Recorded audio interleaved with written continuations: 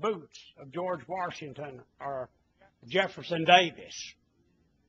Also, when this present generation of ours tries to apologize for a previous generation, I say this: they have no moral right to apologize for any generation.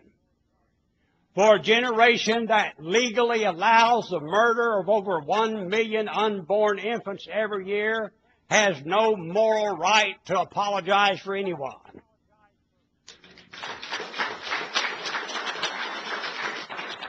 But we live today in a system of politics and guilt. They want the black person to feel pity, and they want the white person to feel guilt. And this is wrong. I want to read you a quote from my book from the late Dr. R.J. Rushdoony. He said, "In the United States, as the nation has departed progressively from God, it has indulged progressively in debunking of its history in a general confession of many past faults, some often imagined. The hypocrisy of such confessions is striking. By confessing the sins," in quotation, by confessing the sins of past generations, the present scholar or generation thereby implies its own superior virtues and its innocence of those sins. By the fact of such debunking or confession, it confesses also very modestly that wisdom is now born to us and is among us, so that that confession again becomes a vehicle of pride. So all of these apologies are ludicrous. Virginia apologized. North Carolina has apologized. Alabama has apologized. Arkansas has apologized. Florida has apologized. Thank God Mississippi has not yet apologized, and we've still got our flag.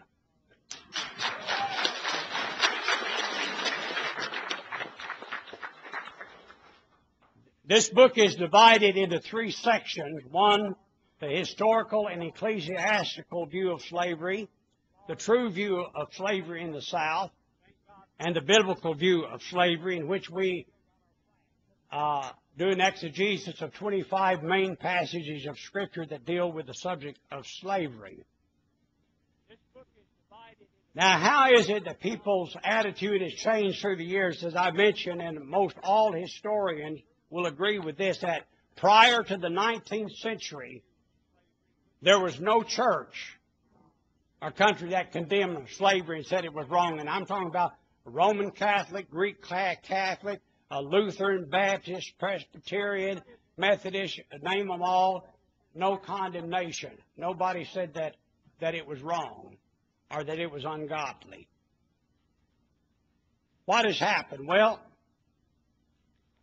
a good illustration of what has happened is I was watching the news the other night, I think, on O'Reilly, and they were talking about gay marriages in California. And the man on there was saying how it was long overdue and they should, and the only reason, said, now 50 years ago we couldn't have done this. But people's attitudes have changed, and we have different moral standards today, and today is perfectly okay.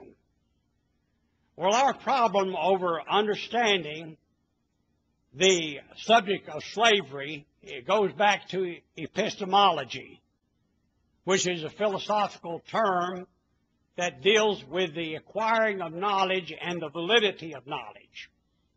How do we acquire knowledge? How do we validate knowledge? And how do we establish our standards of what is right and what is wrong? Now, there are 3 basic views among mankind. At one time, most people in most all the churches held to the view that morality was decided by a standard that was fixed and external. They believed in authoritarianism, that there was an authority outside of man. For the Christian, this was the Bible. For the Muslim, it might be the Quran. But they believed in a fixed standard that never changed, that was constant and external of themselves. Then the mindset began to change around the 19th century. And many people no longer believed in an authority or standard that was external and fixed. They believed in one that is external, but they believed that whatever society believes is right. In other words, if the majority decides that gay marriages are right, then it's right. If the majority decides that abortion is right, then abortion is right. Right and wrong, it depends on the opinion of the majority of the population at any given time. And when that changes, then everything changes. Then there is another view that is becoming prevalent today, and that is that people do not believe in any external authority whatsoever, either fixed or fluid.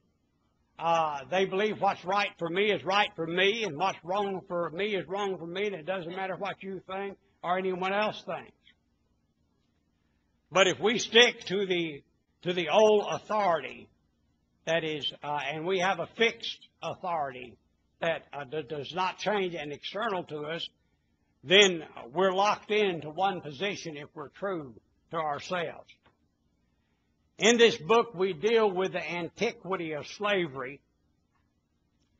And in my study of this, I came to one conclusion as I read a lot of the writings of the Unitarians and the Transcendentalists. For instance, some of these people are the ones, their epistemology changed. The people that settled New England were very pious people at the very beginning, the Puritans that settled New England. Very religious, a good theology, good morals, and all of this. Only one thing I have to say, it's too bad that those who escaped to this country so they could enjoy religious freedom denied religious freedom to anyone else. In other words, if you happen to be in Massachusetts and you were a Baptist or a Catholic or something else like that, you were subject to be publicly whipped and told to leave, and if you came back, you might be hanged. So, but people left this theology and drifted into Unitarianism and Transcendentalism. Unitarian is easy to figure out. First of all, it denies the Holy Trinity, and then it denies the deity of Christ, the virgin birth, denies the Bible, denies everything that the Christian faith has always stood for. The Transcendentalists, I have a hard time defining them. To define a Transcendentalist is like trying to package smoke, except to say that they're worse than the Unitarians. And they thought all slaveholders should be murdered, that there should be an uprising in the South like they had in Haiti, and all of the slaveholders should be slain. But the reason I came to the conclusion on the attitude of those in the North about slavery, I came to this conclusion. One, I do not believe that they really love the Negro race. And I don't believe that they really hated slavery all that much. I believe their real problem was they hated the South. And they still hate the South. And anytime slavery is mentioned, it's always a condemnation of the antebellum South, when in 20 countries in the world, slavery still exists today, and there's 27 million slaves today, at this very hour in the world. No attack is made on that. It's always against the South. As we go, we have reason to believe, and I don't have time to get into this, that slavery existed as long as history has ever been recorded. We can't go back in history and find a time when slavery did not exist. It's found in the Code of Hammurabi in 1800 B.C. And in this code, someone who through their negligence caused harm to come to someone else was to be taken and sold into slavery. And if they ever tried to escape, they were to be put to death, and anyone who helped them was to be put to death. The ancient religions of Judaism and Islam accepted slavery as a fact of mankind and of the world. In fact, Mohammedan owned slaves. We go back further, we find among the ancient Greeks, Plato talked about slavery, and his idea was that those who were captured in war became legitimate slaves. In fact, from the Latin, that's where the word comes from. For instance, Alexander the Great, if he conquered a large group of people, instead of customarily putting them all to death, he would save some alive, and if they didn't want to use them themselves as slaves, they would sell them to other nations. And though there were different ways that people could become slaves, the chief way was through being conquered in warfare. Now, Aristotle, who was a student of Plato and a teacher of Alexander the Great, had a little different view on slavery, and he said this in the Politics and Economics of Aristotle: by nature some beings command and others obey for the sake of mutual safety. For being endowed in discernment and forethought is by nature the superior and governor, whereas he who is merely able to execute by bodily labor is the inferior and a natural slave, and hence the interest of master and slave is identical. We study the early church fathers.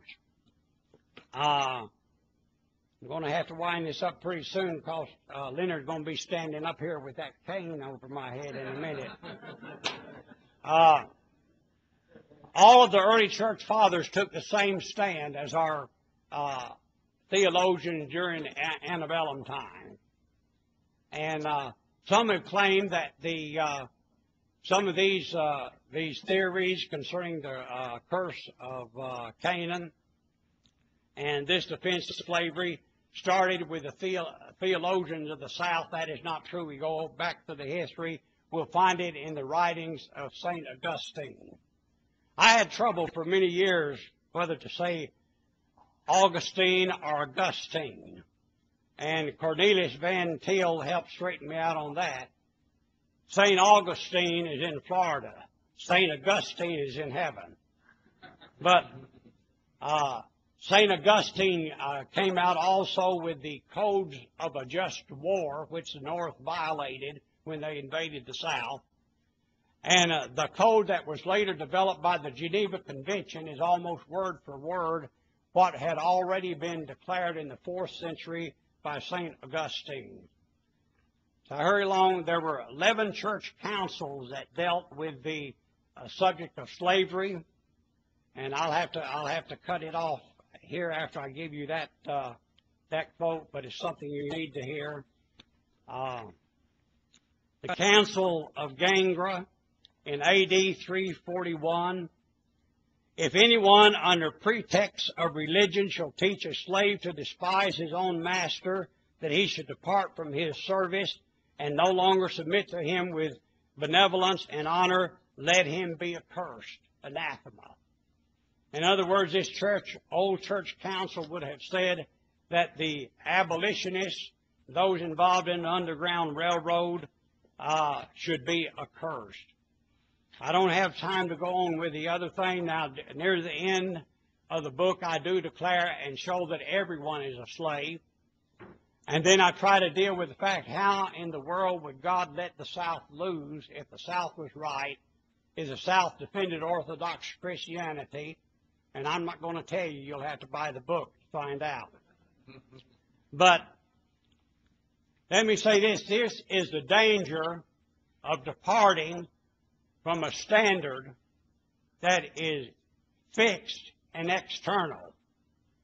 As we have departed religiously, we have also as a nation departed politically. For instance, if the U.S. Constitution of the 18th century declared that each individual has a right to bear arms, then those of us in the 21st century have the right to bear arms. If the U.S. Constitution of the 18th century declared that the government has no business with the education of our children, then in the 21st century, the federal government still has no authority with the education of our children. And if the Constitution in the 18th century forbid taking the wealth and confiscating the wealth from one individual and giving it to another, which is nothing but robbery, if it was wrong in the 18th century, it's wrong in the 21st century. So, if we follow the line of reasoning that the abolitionists took, then we destroy more than our heritage. We destroy our whole society, and we destroy our future.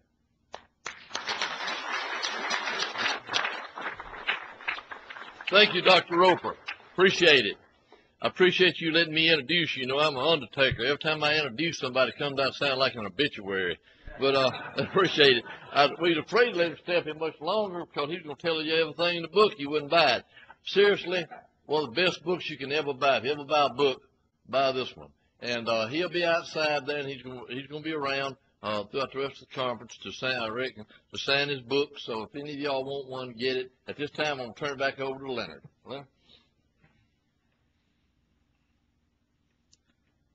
Appreciate having you here, Dr. Roper. And he bragged, a couple of weeks ago, he attended our Alabama SCV convention, and he proudly sold 39 books there. From the volume I've seen out there, you're probably going to do better than that here, aren't you?